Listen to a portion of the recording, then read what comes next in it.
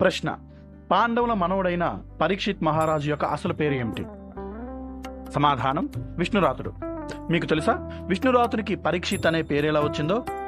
కురుక్షేత్రంలో తన మిత్రుడైన దుర్యోధను వాటమిని భరించలేక గురువు ద్రోణాచార్య పుత్రుడైన అశ్వత్థామ యుద్ధం ముగిశాక రాత్రి వేళలో పాండవుల శయనాస్థలికి వెళ్లి నిద్రించుచున్న పాండవుల కుమారులైన ఉప పాండవులను కర్కశంగా నరికి చంపాడు. ఇక అంతటితో ఆగక పాండవ వంశం పూర్తిగా నిర్వంశం అవ్వాలని భావించి అభిమన్యుని భార్య అయిన ఉత్తర గర్భంలో ఉన్న పిండంపై బ్రహ్మాస్త్రాన్ని ప్రయోగించాడు.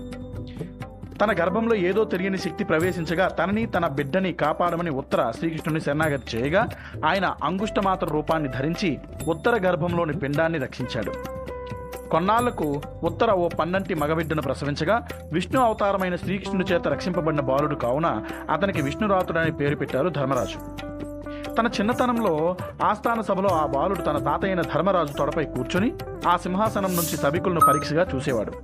అందుకు కారణం తాను గర్భస్థ శిశువుగా ఉన్నప్పుడు తనని కాపాడిన ఆ అంగుష్ట పరిమాణపు రూపధారి సభికుల్లో ఉన్నాడేమో అని. అలా అందరినీ పరీక్షగా చూసేవాడు కావున ఆయనకు పరీక్షిత్ అనే నామధేయం సార్థకమైంది. ధన్యవాదాలు.